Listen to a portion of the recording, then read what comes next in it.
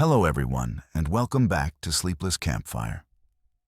Tonight, we travel into the forgotten backroads of the Navajo Nation, places where light fades, and what remains are stories that refuse to die.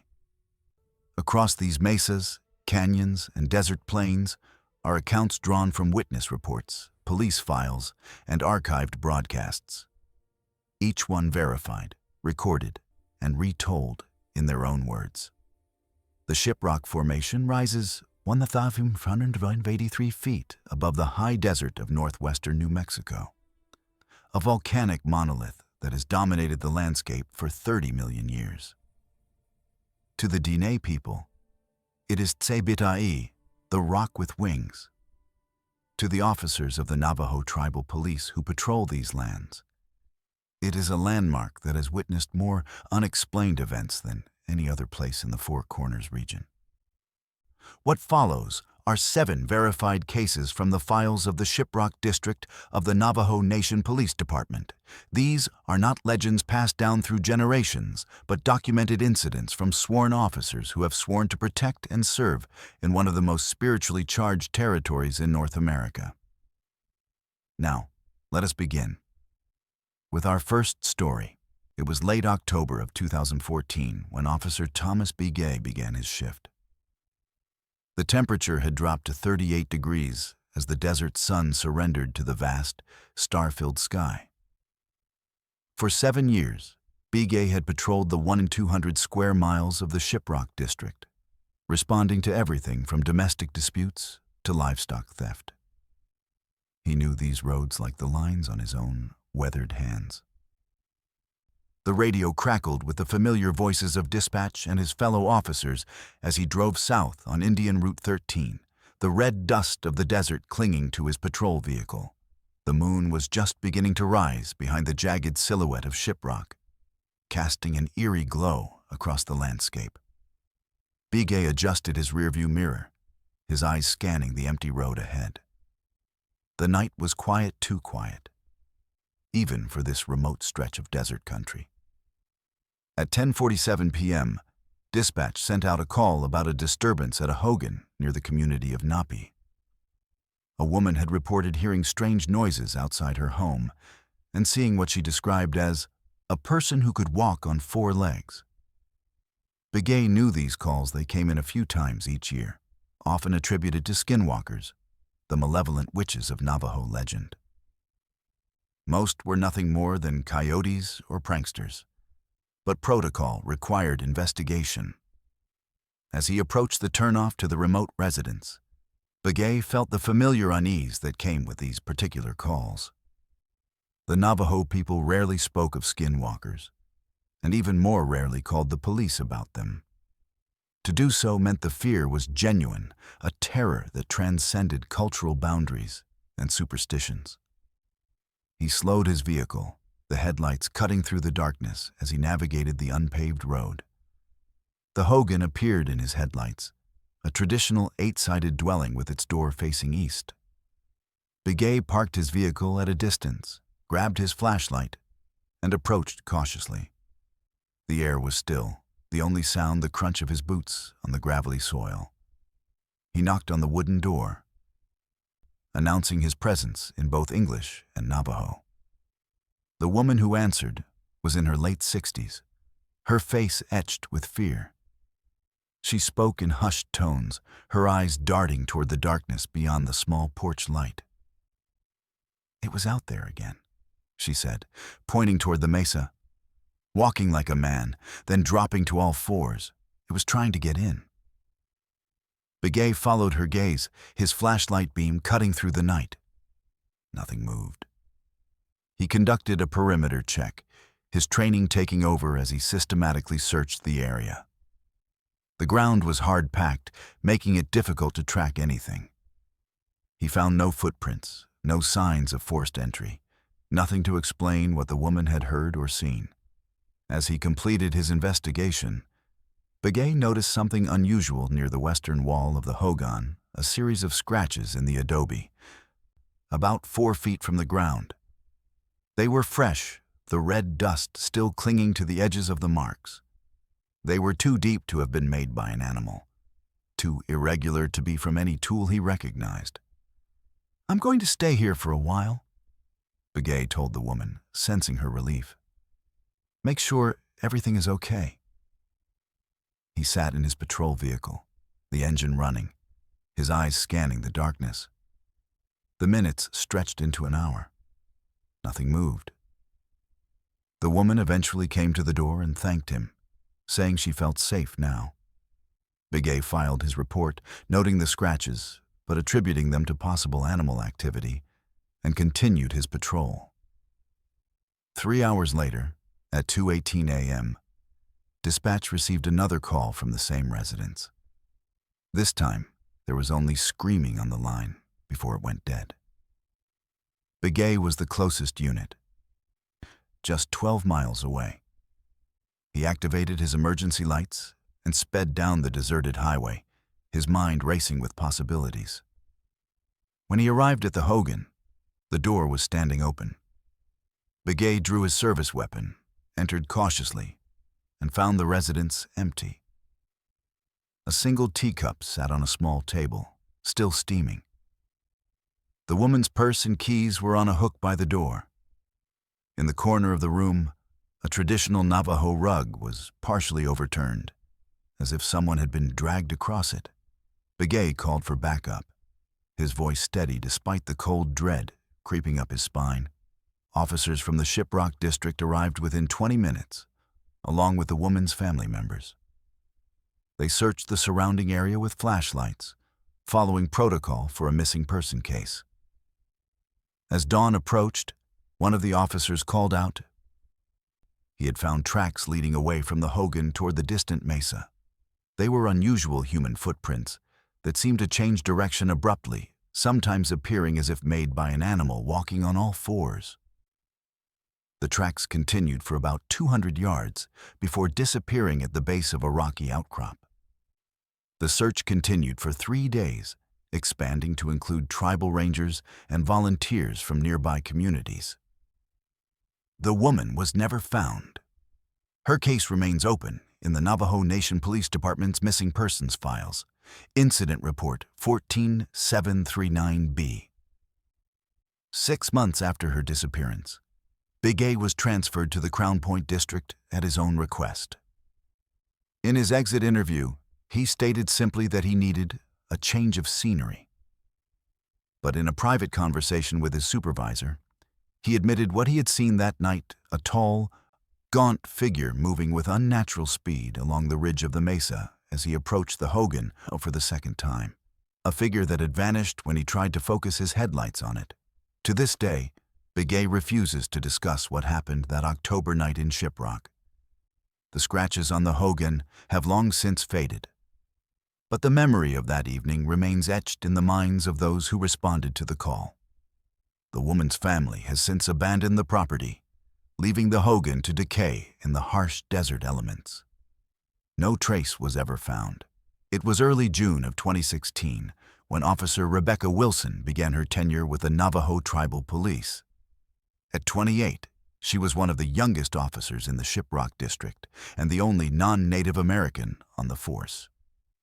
Wilson had transferred from the Albuquerque Police Department, seeking what she called a different kind of law enforcement experience. Her first solo patrol took her along the northern boundary of the district, an area known for its ancient Anasazi ruins and petroglyphs. The summer heat was already building, the temperature reaching 92 degrees by noon.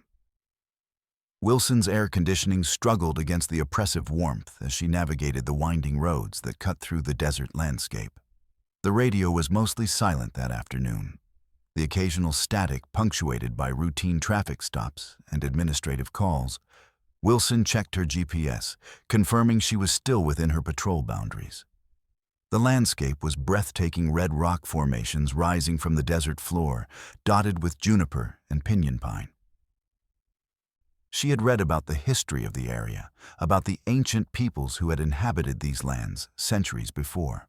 Around 3:17 p.m., Wilson's patrol vehicle crested a hill, revealing a small cluster of stone structures partially hidden in a canyon below. She pulled over, grabbed her binoculars, and studied the ruins. They appeared to be Anasazi dwellings, remarkably well preserved despite their age. Against her better judgment, Wilson decided to investigate. The descent into the canyon was steep but manageable. Wilson followed what appeared to be a trail, her boots sending small rocks skittering down the slope. As she approached the structures, she noticed something unusual: pottery shards arranged in a deliberate pattern on a flat stone near the largest dwelling. They formed a spiral, a symbol she recognized from her research as representing migration or journey. Wilson entered the largest structure, her flashlight beam revealing faded pictographs on the stone walls. They depicted figures, animals, and symbols whose meanings had been lost to time. As she examined the artwork, her radio crackled to life with a call from dispatch. Static interfered with the transmission, making the message difficult to understand. "All units, report. Wilson, do you copy?" The voice was distorted, almost inhuman. Wilson responded, "Dispatch, this is Officer Wilson. I copy, but your transmission is breaking up. Please repeat." More static followed, then a voice that was definitely not her dispatcher's. "You should not be here," it said, the words clear despite the underlying hiss. "This place is not for you." Wilson felt a chill despite the heat. "Who is this? Identify yourself." "They have been waiting," the voice continued, ignoring her question. "They do not like to be disturbed." Wilson backed out of the structure, her hand moving to her sidearm. She scanned the canyon walls, seeing nothing but rock and shadow. The radio remained silent for a moment before her dispatcher's voice came through clearly. "Officer Wilson, please respond. We lost your signal for about 5 minutes. Are you okay?" "I'm fine, dispatch," Wilson replied, her heart racing. "I'm at the Anasazi ruins north of mile marker 27. I think I might have some radio interference." "Negative on that, Wilson. We've had clear communication with all other units. Return to your vehicle and continue patrol. We've had a report of illegal dumping near Route 666. As Wilson made her way back to her patrol car, she couldn't shake the feeling of being watched. The pottery shards she had seen earlier were now scattered, the spiral pattern disrupted. She took photos with her phone, documenting the scene before leaving the canyon. Back in her vehicle, Wilson radioed dispatch to report the strange radio transmission. "I received some unusual communications while I was in the canyon," she said. "Sounded like someone was using our frequency." "That's not possible, Wilson," the dispatcher replied. "Our system is encrypted. Besides, we would have picked up any unauthorized transmission." Wilson continued her patrol, but the incident weighed heavily on her mind. As evening approached, she decided to return to the station, rather than continue her shift. The images from the canyon haunted her, the pictographs, the scattered pottery, that strange voice on the radio. The next morning, Wilson reported to her supervisor, Sergeant Ben Yazzie, a 20-year veteran of the force. She described the previous day's events, showing him the photos she had taken. Yazzie listened patiently, his expression unreadable. "Rebecca," he said when she finished, "there are places in this district that even we don't go. The Anasazi ruins north of 27 are one of them. The old ones believe some places should remain undisturbed." "But the radio transmission," Wilson insisted. "Someone was using our frequency." Yazzie shook his head. "No one was. I checked the logs myself. There was no unauthorized transmission, no interference, nothing. Whatever you heard, it wasn't coming through our system." Wilson felt a surge of frustration. "So, you're telling me I imagined it? That I'm crazy?" "I'm telling you that strange things happen in this district." Yazzie replied calmly. Things that can't be explained by police procedure or logical investigation. You can either accept that and learn to work around it, or you can let it drive you away. The choice is yours. Over the following weeks, Wilson tried to put the incident behind her. She focused on her duties, learning the landscape and the people of the district. But the memory of that voice on the radio lingered, a question mark in an otherwise orderly existence. 3 months after the canyon incident, Wilson was responding to a domestic dispute in a remote area when her radio began to act up again. The static was so severe that she could barely understand dispatch. As she tried to adjust the frequency, she heard that same voice from the canyon. "They are still waiting," it said, the words cutting through the static. "They do not forget." Wilson slammed her hand on the radio, switching it off. She completed her call using her cell phone, her hands shaking so badly that she could barely dial. When she returned to the station, she submitted her resignation, effective immediately. Her departure was noted in the department's personnel files. But the reason for her sudden resignation remains officially unrecorded. In a brief conversation with Yazzie before leaving, Wilson admitted that she couldn't work in a place where the laws of physics don't apply. Yazzie nodded understandingly. "Some places hold on to things," he told her. "Things that should remain buried. The Anasazi knew that. That's why they left." Wilson left the Navajo Nation the following day, returning to Albuquerque and eventually taking a position with a private security firm. She never spoke publicly about her experiences in Shiprock, but in a private email to a former colleague, she wrote, "I don't know what I encountered in that canyon, but I know it was real, and I know it was warning me away." The Anasazi ruins north of mile marker 27 remain off-limits to unauthorized personnel, marked with warning signs in both English and Navajo. Occasionally, officers report strange radio transmissions when patrolling nearby, but these are logged as equipment malfunctions and quickly forgotten. The pottery shards have long since been scattered by wind and weather, the spiral pattern lost to time. But those who venture near the canyon sometimes report hearing whispers on the wind, words in a language that has not been spoken for centuries. No trace was ever found. It was mid-August of 2018 when Officer Daniel Nez received the call that would change his perspective on the Shiprock district forever. The day had begun like any other summer day in the high desert, hot, dry, and seemingly endless. Nez had been with the Navajo Tribal Police for 5 years, following in the footsteps of his father and grandfather before him. The call came in at 7:42 a.m. A group of hikers had reported one of their party missing near the base of Shiprock. The missing person was identified as Michael Harding, a 32-year-old geologist from Phoenix who had been conducting research in the area. According to his companions, Harding had set out alone at dawn to take photographs of the rock formation at sunrise. Nez arrived at the designated meeting point at 8:15 a.m., where he found 3 anxious hikers gathered near their parked vehicle. They explained that they had camped overnight and that Harding had been excited about photographing the formation in the early morning light. When he hadn't returned by 7 a.m., they had become concerned and called for help. He said he was just going to the overlook, one of the hikers explained, pointing toward a distant ridge.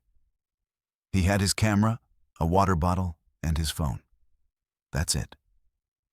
Nez radioed dispatch, requesting additional units and the tribal search and rescue team. He then began his initial investigation, following the path Harding had reportedly taken. The ground was hard and rocky, making it difficult to track, but Nez noticed fresh footprints that appeared to match the hiking boots Harding had been wearing. The trail led to a small overlook about half a mile from the campsite. From there, The terrain became more treacherous, with steep drop-offs and loose scree. Nez found Harding's water bottle near the edge of the overlook, its contents still cool to the touch. A few feet away, he discovered a lens cap from a camera. As Nez continued his search, he noticed something unusual, a series of strange indentations in the soil near where Harding's belongings had been found.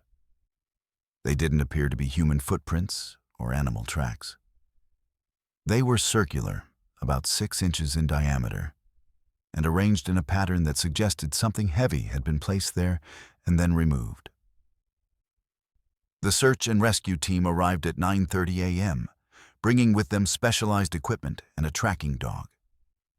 Nez briefed them on what he had found so far, pointing out the location of the water bottle and the strange indentations.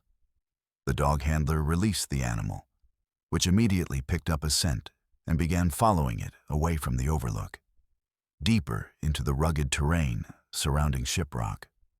For the next 6 hours, the search team methodically combed the area, expanding their search radius as the day progressed. They found no additional signs of Harding, no clothing, no equipment, no footprints beyond those leading to the overlook. The tracking dog became increasingly agitated as they approached a narrow canyon to the west of the formation, eventually refusing to continue despite the handler's commands. As afternoon gave way to evening, the search was temporarily suspended due to fading light. Nez remained at the command post, coordinating with the other officers and documenting the day's findings. Harding's companions were interviewed at length, their statements recorded and cross-referenced for inconsistencies. None were found. The following morning, the search resumed with additional volunteers from nearby communities. A helicopter was brought in to conduct an aerial survey of the area, its crew scanning the rugged terrain for any sign of the missing geologist.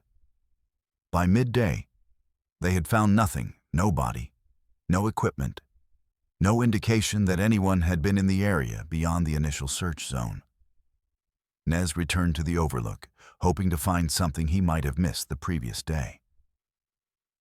As he examined the area where Harding's belongings had been found, he noticed something glinting in the sunlight, half buried in the loose soil. He knelt and carefully excavated the object, discovering it to be a small silver pendant shaped like a feather. He placed the pendant in an evidence bag, noting its location in his report. As he stood up, he felt a sudden chill despite the rising temperature. The air around him seemed to thicken, growing heavy and still. Nez looked around, seeing nothing but rock and desert. Yet he couldn't shake the feeling that he was being watched.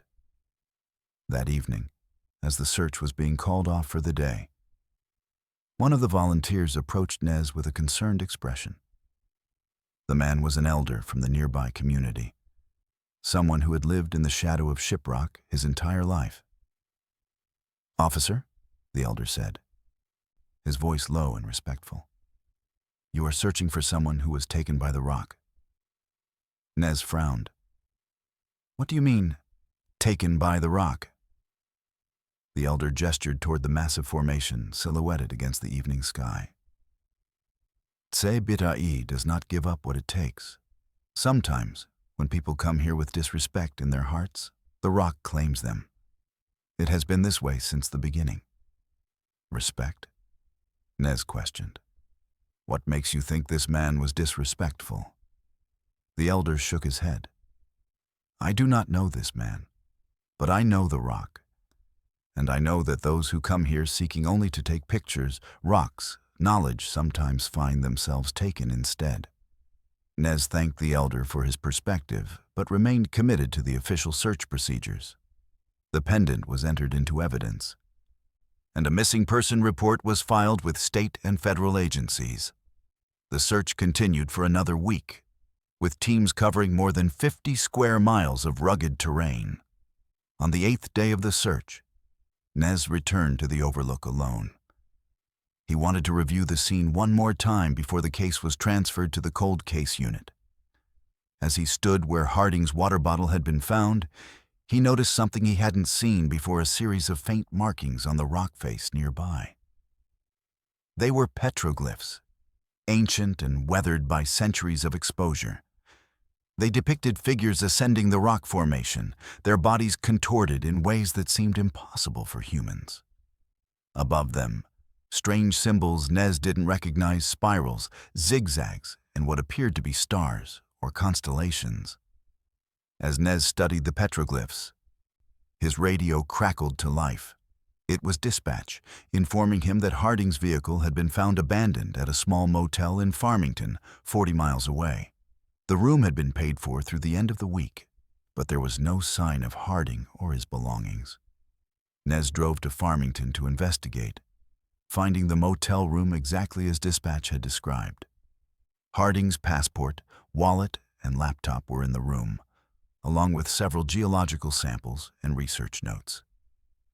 There was no indication of foul play, no signs of a struggle, no explanation for why he would have abandoned his vehicle and belongings. The case of Michael Harding remains officially unsolved. The Navajo Tribal Police Department's missing persons file notes the circumstances of his disappearance, the extensive search efforts, and the lack of evidence pointing to any specific conclusion. The silver pendant found near the overlook was never claimed and remains in the department's evidence room. Nez never spoke of the elder's words or the petroglyphs he discovered that day. But he never again looked at Shiprock without feeling a sense of awe and unease. Sometimes, when patrolling near the formation, he would stop his vehicle and simply watch the rock, wondering how many others had been taken over the centuries. The hikers who had accompanied Harding eventually returned to their lives in Phoenix, but none of them ever revisited the Shiprock area. In a series of emails exchanged among themselves in the months following the incident, they speculated about what had happened to their friend, with one writing, "I can't shake the feeling that we camped in a place that didn't want us there, and the rock made sure one of us didn't leave." No trace was ever found.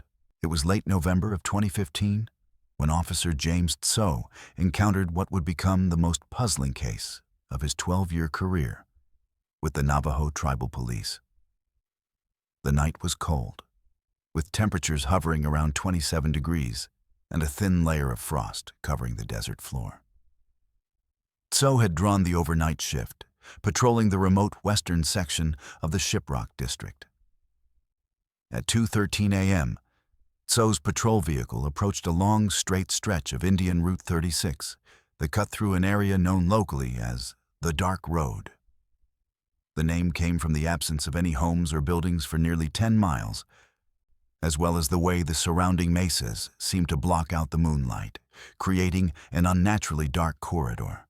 As Tso drove along this stretch of road, his headlights suddenly illuminated something in the distance: a figure standing in the middle of the road, facing away from his vehicle. Tso slowed down, assuming it was an animal or perhaps a drunk pedestrian. As he drew closer, he realized it was a person, tall and unnaturally still.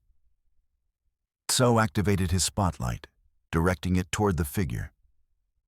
The light revealed a person of average height, dressed in what appeared to be traditional Navajo clothing, a dark velveteen shirt and trousers. The person remained motionless, showing no reaction to the bright light or the approaching vehicle. "Dispatch, this is Unit 7. Tso radioed. "I have a pedestrian on Route 36, approximately 3 miles west of the junction with 491, requesting backup." "Copy that, Unit 7. The dispatcher replied. "Backup is approximately 15 minutes out. Proceed with caution." Tso stopped his vehicle about 50 feet from the figure, keeping his headlights aimed forward. He grabbed his flashlight and exited the vehicle, his service weapon holstered but ready. The night was eerily silent, the usual sounds of desert wildlife conspicuously absent. "Navajo Tribal Police," Tso called out, his voice sounding unnaturally loud in the stillness. "You need to move to the side of the road." The figure didn't respond or move. Tso took a few steps forward, his flashlight beam cutting through the darkness. As he drew closer, he noticed something strange. The person's feet didn't seem to be touching the ground. They appeared to be hovering about an inch above the asphalt. Tso stopped, his training warring with what he was seeing. He radioed dispatch again. "Dispatch, this is Unit 7. Can you confirm that backup is en route? I have an unusual situation here." "Backup is 10 minutes out, Unit 7. The dispatcher replied. "What's your situation?" Tso hesitated, knowing how his next words would sound. "The individual I encountered appears to be floating about an inch off the ground." There was a moment of silence before the dispatcher responded. "Copy that, Unit 7. Maintain your position and await backup." As Tso waited, he continued to observe the figure, which remained perfectly still. The person's clothing appeared old-fashioned, the kind worn by elders in photographs from the early 20th century. The most unsettling aspect was the complete lack of movement, not even the slight swaying that a person would normally exhibit while standing. 5 minutes later, Tso noticed something else that defied explanation. Despite the steady beam from his headlights and flashlight, the figure cast no shadow on the road behind it. Tso moved to the side, changing the angle of the light, but still no shadow appeared. As the backup vehicle approached, its lights visible in the distance, Tso decided to move closer to the figure.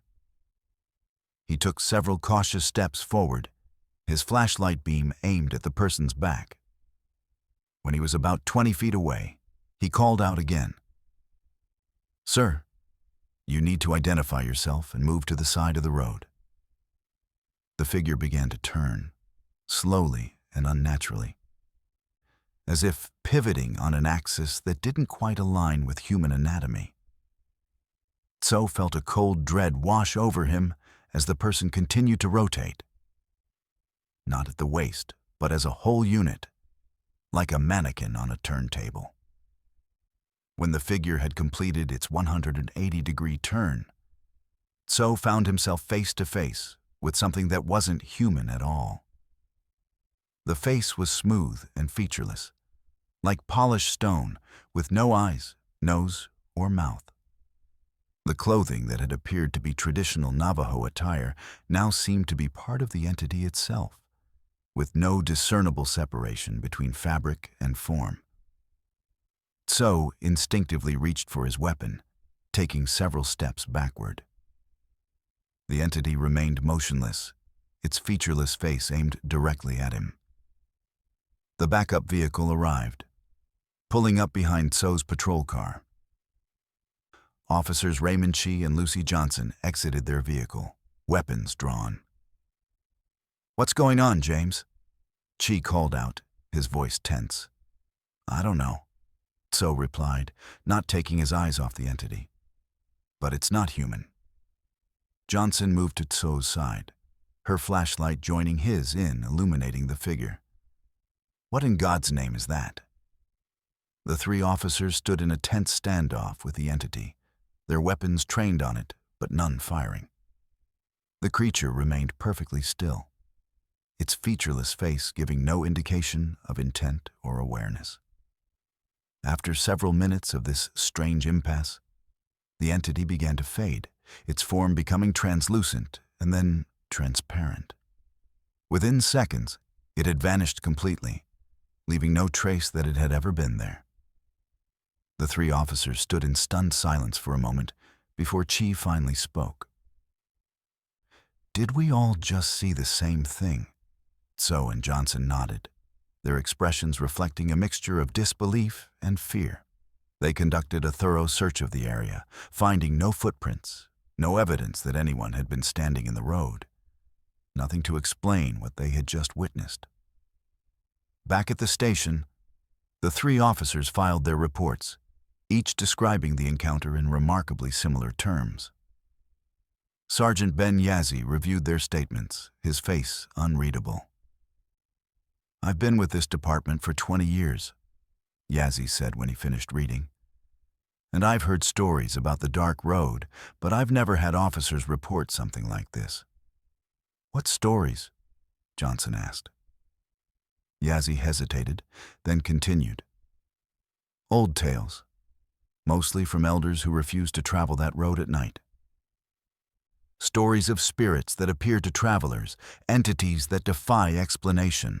Most of us dismiss them as folklore, but... He didn't finish the sentence, but the implication was clear. What the officers had encountered might not be unprecedented, but it was certainly unprecedented in official police records. The incident was logged as an unexplained phenomenon in the department's files, with detailed statements from all three officers.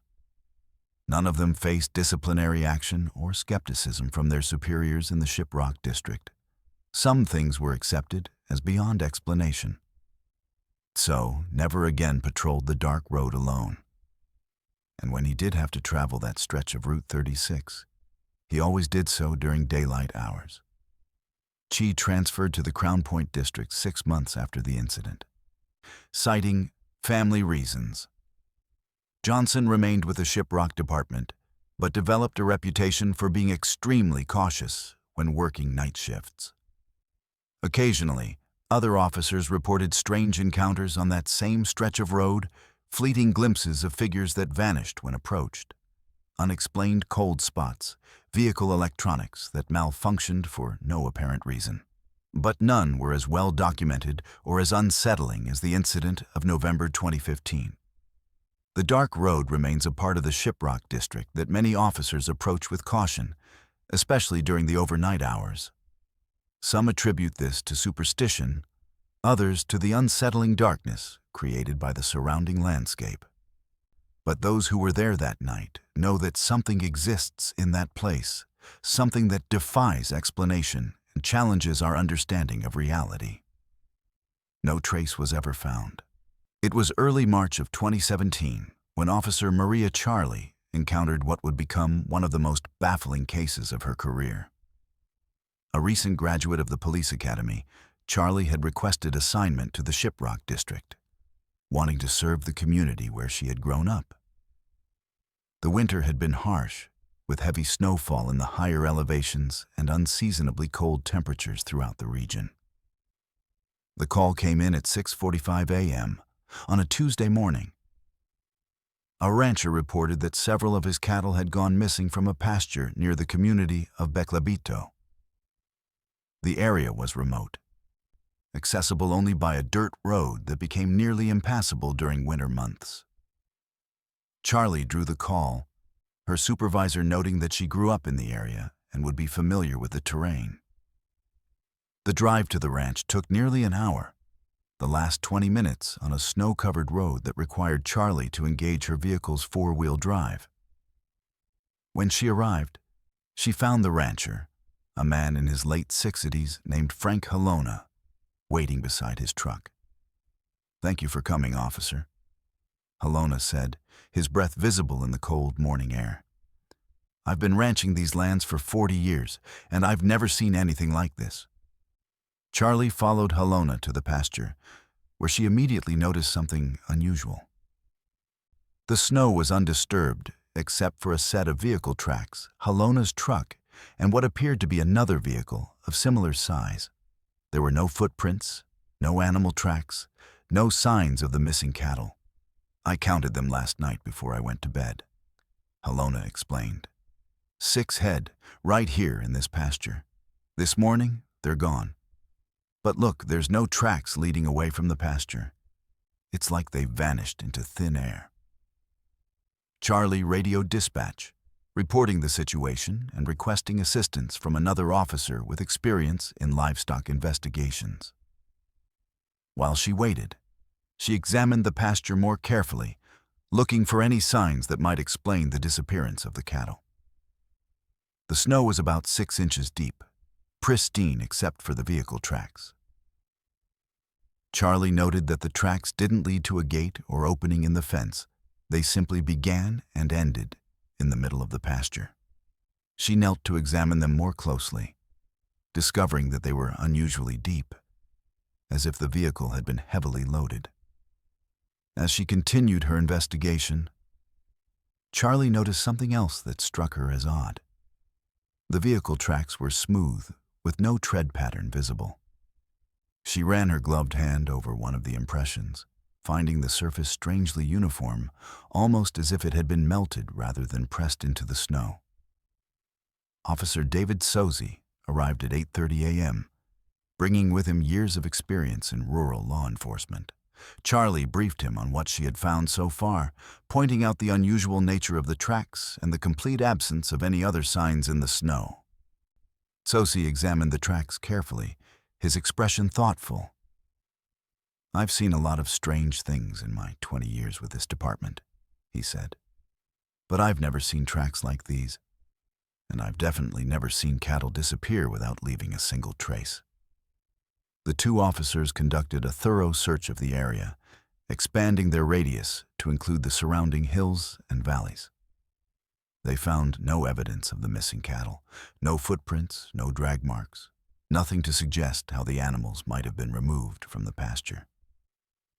As the morning progressed, the temperature began to rise, causing the snow to melt slightly. Charlie noticed something happening to the vehicle tracks. They were becoming less distinct, the edges blurring in a way that seemed unnatural given the slight temperature change. "David," Charlie called out, "look at this." Sozi joined her, watching in amazement as the tracks continued to fade, not melting but seemingly being absorbed back into the snow. Within 30 minutes, they had disappeared completely, leaving no evidence that they had ever existed. Both officers documented the phenomenon with photographs and detailed notes. Sozi radioed dispatch to report the unusual development, his voice conveying a sense of bewilderment that was rare for the veteran officer. Around noon, Halona approached the officers with a concerned expression. "I just remembered something," he said. "Last night, around midnight, I heard a strange sound, like a low humming, almost too quiet to notice. I looked outside but didn't see anything unusual. The sound stopped after a few minutes, and I went back to bed." Charlie and Sozi exchanged glances, both recognizing the significance of this new information. The timing of the sound coincided with when the cattle must have disappeared, but it didn't explain how or why. The officers spent the remainder of the day conducting interviews with nearby residents and searching for any evidence that might explain the disappearance. They found nothing, no other witnesses, no security camera footage, no logical explanation for what had happened. As evening approached, Charlie and Sozi returned to the pasture to conduct one final search. The snow had melted considerably during the day, revealing patches of grass and earth beneath.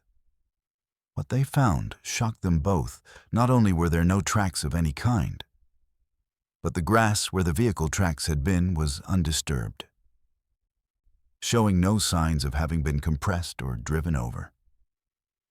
"It's like it never happened," Charlie said, her voice barely above a whisper. Sozi nodded slowly, his face reflecting a deep sense of unease.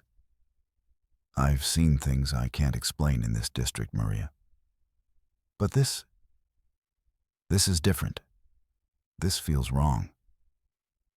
The incident was officially logged as a livestock disappearance with unexplained circumstances. Halona filed an insurance claim for his missing cattle, which was eventually paid despite the lack of evidence supporting his claim. The pasture remained unused for the remainder of the winter, the rancher unwilling to place more animals in an area where 6 had vanished without explanation. 3 months later, as spring gave way to summer, Charlie was patrolling near the same area when she noticed something glinting in the sunlight in a dry creek bed. She stopped her vehicle and investigated, finding a brand tag from one of the missing cattle, its metal loop bent at an unnatural angle. Charlie collected the tag as evidence, noting its location in her report. She searched the surrounding area for hours, but found no other signs of the missing animals. The tag itself was strange, not weathered or damaged, as if it had been exposed to the elements for months, but appearing almost new, except for the bizarre bend in the metal loop. The case of the disappearing tracks remains open in the Shiprock District's files, categorized under unexplained phenomena. Charlie eventually transferred to the Criminal Investigations Division, where she focused on cases with more conventional evidence and explanations. But she never forgot what she had seen that March morning: the impossible tracks, the vanishing evidence, the cattle that disappeared without a trace. Occasionally, when driving past the pasture where the incident occurred, Charlie would stop her vehicle and simply look at the landscape, wondering what forces existed in this ancient land that defied logical explanation. The elders of her community had stories about such things, entities that moved between worlds, taking what they wanted without explanation or apology. As a police officer trained in evidence and procedure, Charlie struggled to reconcile these stories with what she had witnessed. But as she stood there, looking at the peaceful landscape bathed in the golden light of late afternoon, she couldn't shake the feeling that some mysteries were not meant to be solved, only acknowledged with respect and caution. No trace was ever found. It was early September of 2019 when Officer Samuel Atsidi responded to a call that would challenge his understanding of reality. The day had been unseasonably hot, with temperatures reaching 98 degrees by early afternoon. Atsidi had been with the Navajo Tribal Police for 8 years, working primarily in the Shiprock District, where he had spent his entire life. The call came in at 3:27 p.m. A truck driver reported an abandoned vehicle on the shoulder of Highway 491, approximately 15 miles south of Shiprock. According to the driver, the vehicle had been in the same location for at least 2 days, based on when he had passed by on his previous run. Atsidi arrived at the location at 3:45 p.m., finding exactly what the caller had described: a late-model sedan parked on the shoulder, its driver's side door slightly ajar.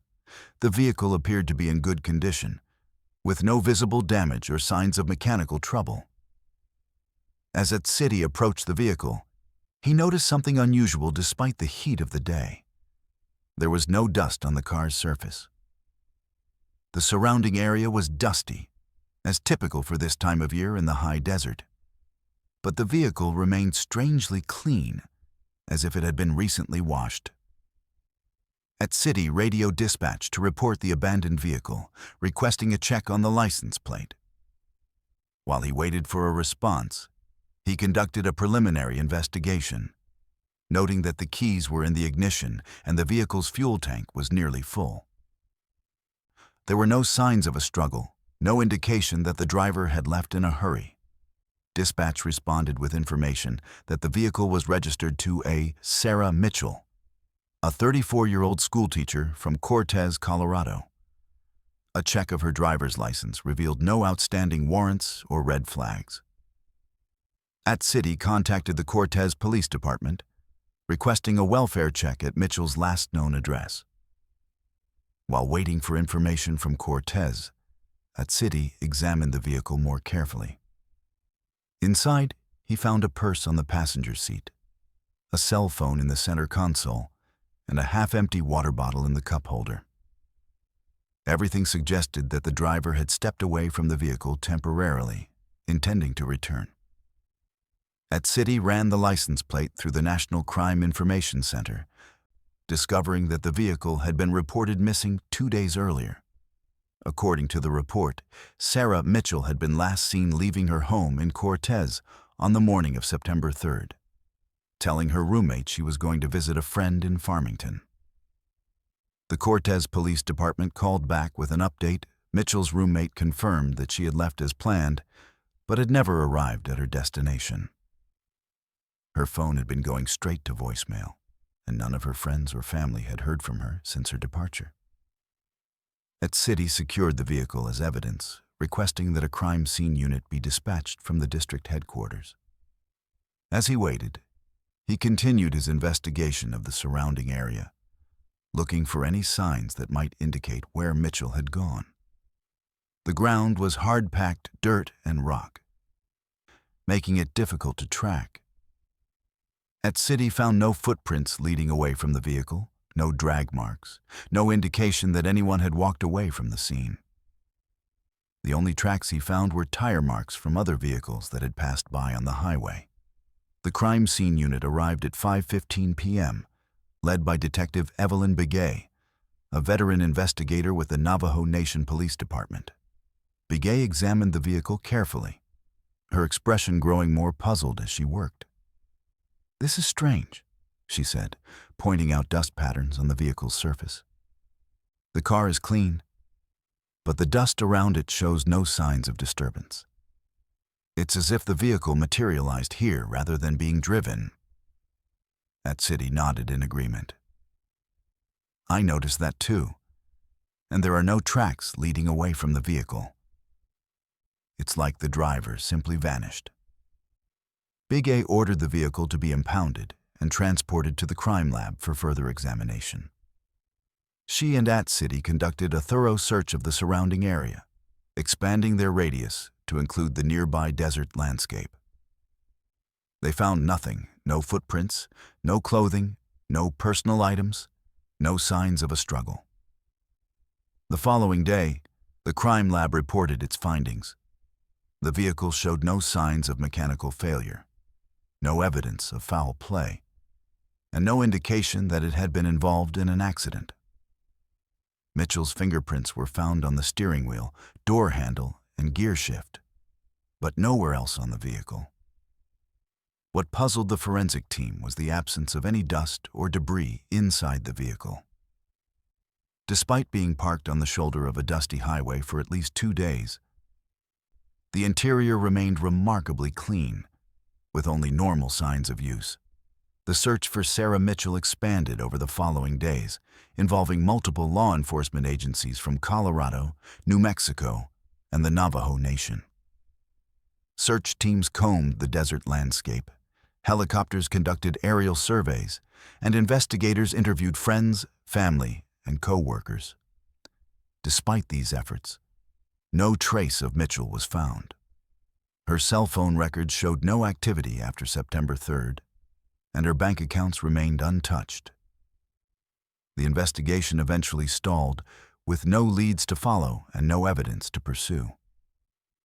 3 weeks after the vehicle was discovered, City was patrolling the same stretch of highway when he noticed something unusual near where Mitchell's car had been found.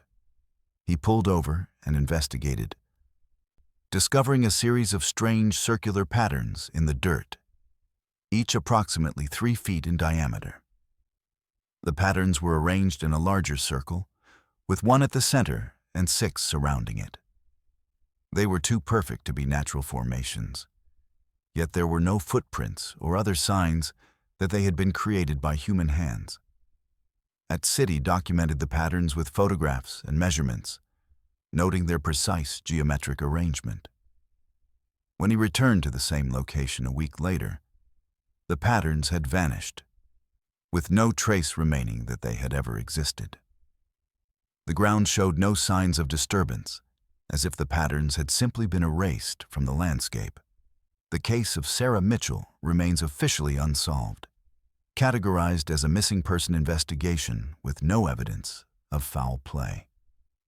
The Navajo Tribal Police Department's file on the case contains detailed reports, forensic analyses, and photographs of the strange circular patterns, but no conclusions about what happened to the missing schoolteacher. City never spoke publicly about his theories regarding the case, but in a private conversation with Detective Begay, he admitted that he believed something beyond conventional explanation had occurred. "I've worked missing persons cases before," he said, "but I've never seen one where the person vanished without leaving a single trace. No footprints, no witnesses, no evidence of any kind. It's like she was erased from existence." Begay nodded thoughtfully. "There are places in this district where the veil between worlds is thin," she replied. "Places where things happen that can't be explained by police procedure or logical investigation. Maybe Sarah Mitchell parked her car in one of those places.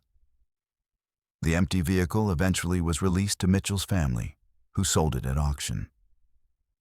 The new owner reported numerous mechanical problems and electrical issues, eventually selling the car to a junkyard where it was crushed and recycled.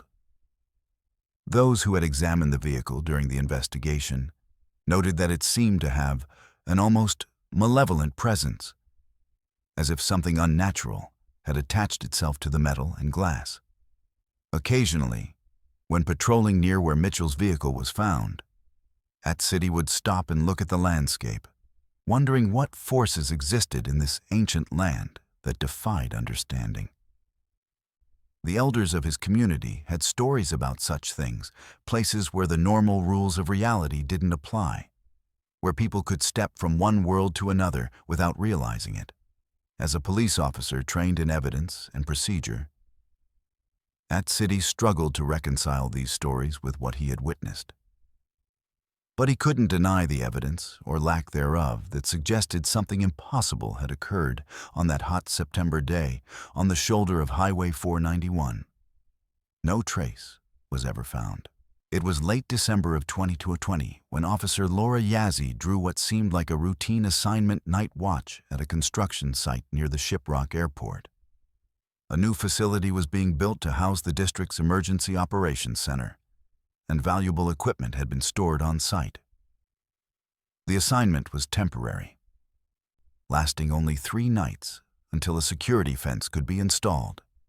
Yazzie had been with the Navajo Tribal Police for 3 years, having transferred from the Albuquerque Police Department seeking what she called a connection to her heritage. The assignment was simple: monitor the site from 10 p.m. to 6 a.m., report any suspicious activity, and ensure that nothing was disturbed or stolen. The first night passed uneventfully, with Yazzie spending most of her time in her patrol vehicle, occasionally conducting perimeter checks on foot. The temperature dropped to 15 degrees, with a light wind that made it feel even colder. The site was bathed in moonlight, the unfinished structure casting long shadows across the desert floor. On the second night, December 23rd, Yazzie arrived at 9:45 p.m., relieved to find that the wind had died down. The sky was clear, filled with stars that seemed brighter than usual in the high desert air. She parked her vehicle with a clear view of the construction site, settled in with a thermos of hot coffee, and began her watch. At 11:37 p.m., Yazzie noticed something unusual: a series of lights moving in the sky to the east of her position. They weren't airplanes or satellites, moving in ways that defied conventional flight patterns. She watched for several minutes, trying to identify what she was seeing, but eventually dismissed them as some kind of atmospheric phenomenon. Around 2:15 a.m., Yazzie decided to conduct a perimeter check on foot. The night was eerily silent, the usual sounds of desert wildlife conspicuously absent. As she walked the perimeter of the construction site, she noticed something strange. The ground was covered with a fine, dust-like substance that seemed to shimmer in her flashlight beam. Yazzie knelt to examine the substance, finding it unlike any soil or dust she had encountered in the area. It was finer than sand, almost powder-like, with a slight iridescence that made it difficult to focus on. She collected a sample in an evidence bag, noting its unusual properties. As she continued her patrol, Yazzie noticed something else that struck her as odd. The construction equipment, which had been arranged in a specific pattern when she arrived, had been moved. A bulldozer that had been facing north was now facing east, and a pile of building materials had been rearranged in a way that seemed deliberate rather than random. Yazzie radioed dispatch, reporting the unusual activity. "This is Officer Yazzie at the airport construction site," she said. "I have evidence that someone has been on the site and moved equipment, requesting backup." "Copy that, officer," the dispatcher replied. "Backup is approximately 20 minutes out. Can you determine if anything has been stolen?" Yazzie conducted a quick inventory, finding that nothing appeared to be missing. The equipment had simply been rearranged, as if someone had been working with it, but had left without taking anything.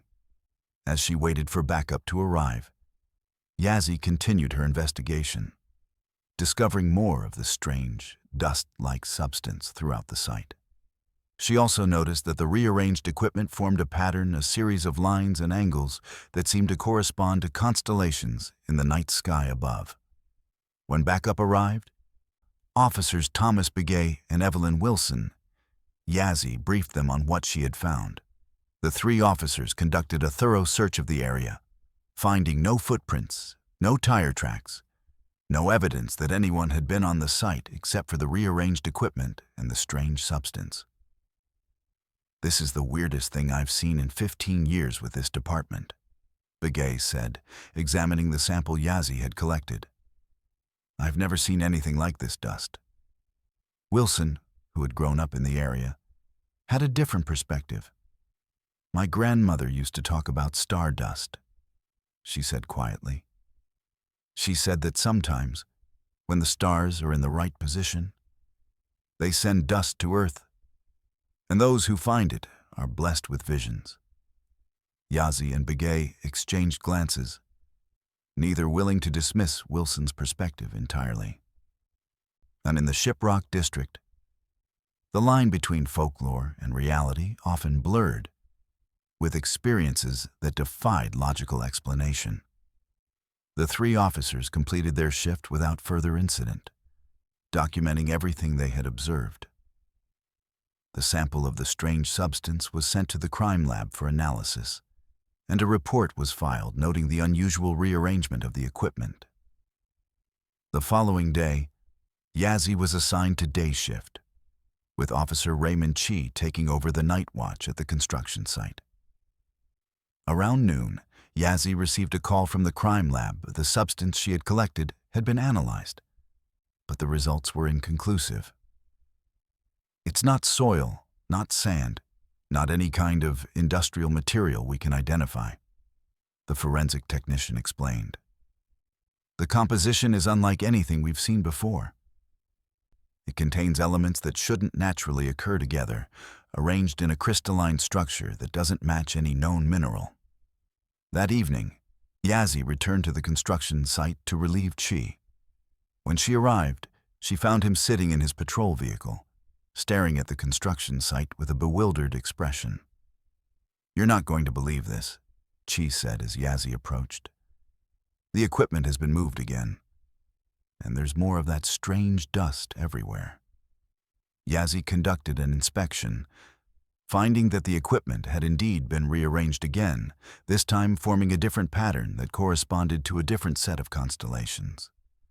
The strange dust-like substance covered the site more heavily than the previous night, shimmering in the beam of her flashlight. As Yazzie and Chi conducted their investigation, they noticed something else that defied explanation. Despite the clear, calm night, the unfinished building was casting shadows that didn't align with the position of the moon or stars. The shadows seemed to move independently, shifting and changing in ways that contradicted the laws of physics. Chi radioed dispatch, reporting the unusual developments. As he spoke, both officers heard a strange humming sound, low and rhythmic, seeming to come from all directions at once. The sound grew louder, causing their radio communications to become distorted with static. Suddenly, the humming stopped, and the night returned to its previous silence. Yazzie and Chi looked at each other, both questioning what they had just experienced. They continued their patrol, but the remainder of the night passed without further incident. The following morning, Yazzie and Chi filed detailed reports of their experiences, including the rearranged equipment, the strange dust, and the inexplicable shadows. Their supervisor, Sergeant Ben Yazzie. "I've been with this department for 20 years, he said, "and I've learned that some things can't be explained by police procedure or logical investigation. This construction site is built on land that was once used for ceremonies that connected the people with the sky above. Perhaps whatever happened here is related to that. The night watch assignment was completed without further unusual incidents. But the mystery of what had occurred remained unsolved. The sample of the strange substance was sent to a specialized laboratory for further analysis. But the results were never included in the official case file. 3 months later, the Emergency Operations Center was completed and opened with a traditional blessing ceremony. During the ceremony, one of the elders approached Yazzie, speaking to her in a low voice. "You were chosen to witness something special," the elder said. "The sky remembers us, even when we forget it. What you saw was a reminder that we are not alone in this universe." Yazzie never spoke publicly about her experiences during those 3 nights of duty. But the memory remained with her, a question mark in an otherwise orderly existence. Occasionally, when working night shifts, she would find herself looking at the stars, wondering what forces existed in the vastness of space that occasionally reached out to make contact with those below. The case of the night watch remains officially logged as unexplained phenomena, with detailed reports from the officers involved, but no conclusions about what actually occurred. The construction site became a fully functional emergency operations center, serving the community without further unusual incidents.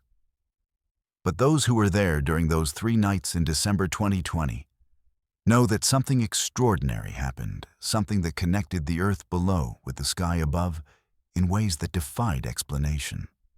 The strange dust eventually vanished. The equipment remained in its final configuration, and the shadows returned to their normal behavior. Yet the memory of those nights lingered, a reminder that in the vast desert landscape of the Navajo Nation, the veil between worlds sometimes grows thin, allowing passage between realms that normally remain separate. No trace was ever found. The American landscape remains vast and unknowable.